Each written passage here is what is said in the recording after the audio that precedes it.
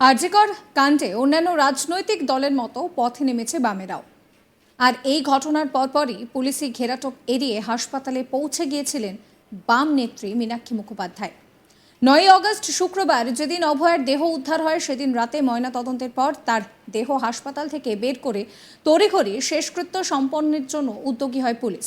কিন্তু সেদিন অভয়ার দেহ বের করে নিয়ে যাওয়ার সময় গাড়ি আটকে বিক্ষোভ দেখান বাম নেত্রী মীনাক্ষী।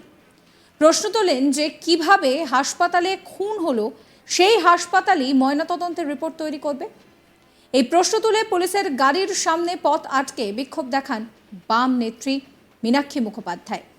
সেই প্রতিবাদের ভিডিও ব্যাপকভাবে ভাইরাল হয় সোশ্যাল মিডিয়ায়।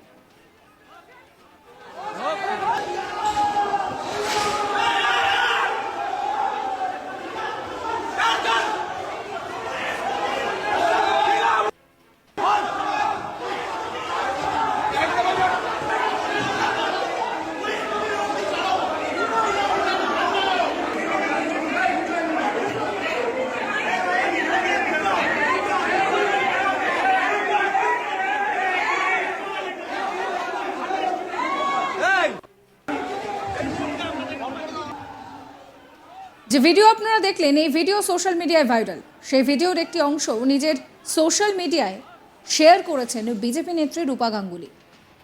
সেই ভিডিও শেয়ার করে রূপা লিখছেন যে এই সাহসী মেয়ে, তোকে জেতাবার দায়িত্ব নেব না রে।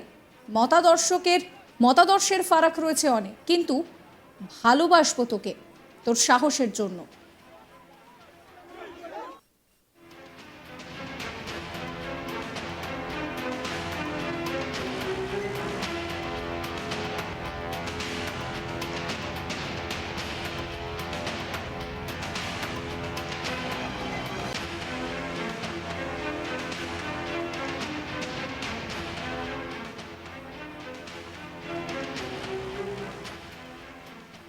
এরপর অবশ্য মীনাক্ষীকে তুই তুকারি করার জন্য ক্ষমা চেয়ে নেন রূপা।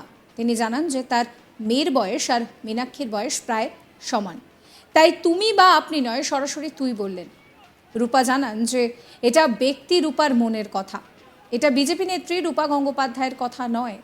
রূপা তার যে সোশ্যাল হ্যান্ডেল সেখানে আরও লিখছেন যে আমার মেয়ের বয়সী, তাই তুই বলে ডাকলাম, ভুল বুঝিস না রে। শেয়ার করলাম ব্যক্তি রূপা। চোখের জলে রাত ভেজাই এমন অনেক মানুষের মধ্যে আমিও একজন। এই সাহসী মেয়েটাকে কুর্নিশ।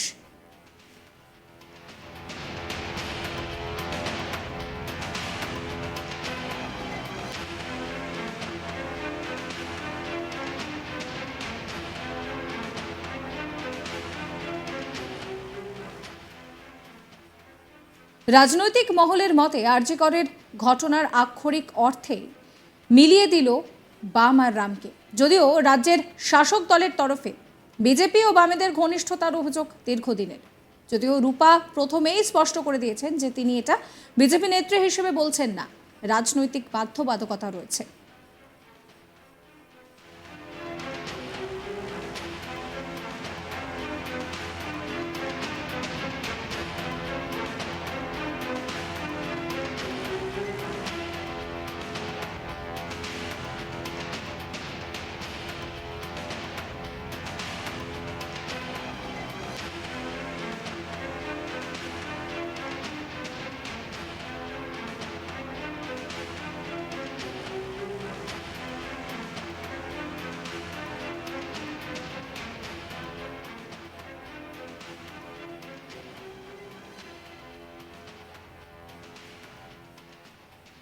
এই নিয়ে আমার কলিগ কৌশিক দাসের একটা রিপোর্ট দেখাবো। তিনি মেলালেন একদিকে মীনাক্ষী মুখোপাধ্যায় সিপিআইএম এর নেত্রী, অন্যদিকে রূপা গঙ্গোপাধ্যায় বিজেপির প্রাক্তন সাংসদ। আরজিকর কাণ্ডে মীনাক্ষী মুখোপাধ্যায়ের ভূয়সী প্রশংসা করে ফেসবুকে নিজের ব্যক্তিগত ওয়ালে রূপা গঙ্গোপাধ্যায় বেশ কয়েকটি শব্দ ব্যবহার করলেন, যা নজিরবিহীন। চূড়ান্ত ডানপন্থী বিজেপিপন্থী রূপা গঙ্গোপাধ্যায় কট্টর বামপন্থী ডিআইএফআই নেত্রী সিপিআইএম এর নেত্রী মীনাক্ষী মুখোপাধ্যায় সম্পর্কে ভূয়সী প্রশংসা করলেন।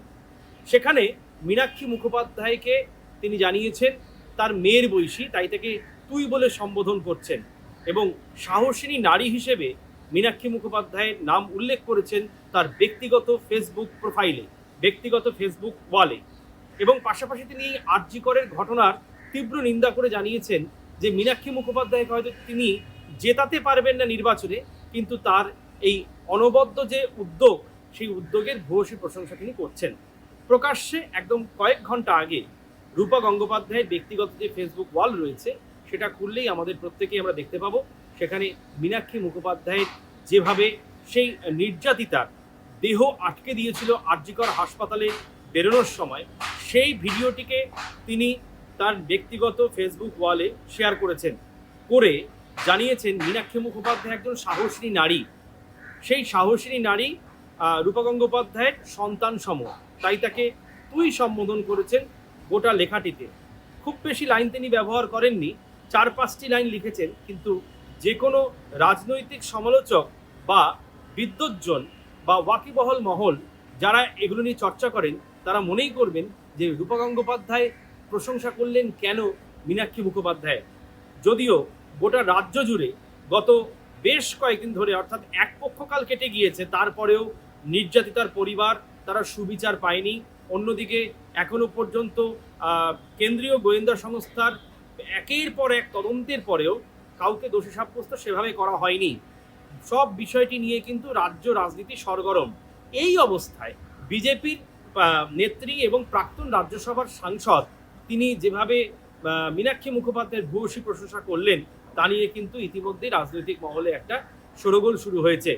কি কারণে হঠাৎ করে এতদিন পরে, অন্তত প্রায় 21-22 দিন পরে মীনাক্ষী মুখোপাধ্যায় সম্পর্কে রূপা গঙ্গোপাধ্যায়ের এমন নরম মনোভাব? কেনই বা তিনি মীনাক্ষী মুখোপাধ্যায়ের কে একজন সাহসী নারী বলে উল্লেখ করলেন?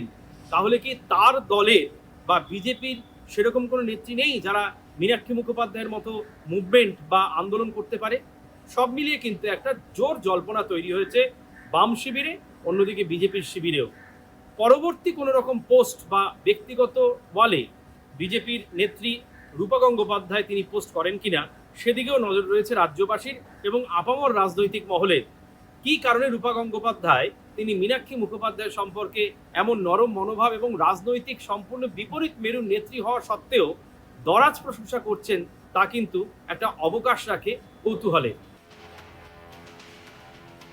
মীনাক্ষী মুখোপাধ্যায়ের প্রশংসা করলেন রূপা গঙ্গোপাধ্যায়, তবে বিজেপি নেত্রী হিসেবে নয়, একেবারে মানুষ হিসেবে তিনি প্রশংসা করলেন। লিখলেন, এই সাহসী মেয়ে, তোকে জেতাবার দায়িত্ব নেব না, মতাদর্শের ফারাক রয়েছে, কিন্তু ভালো তোকে বাসবো তোর সাহসের জন্য।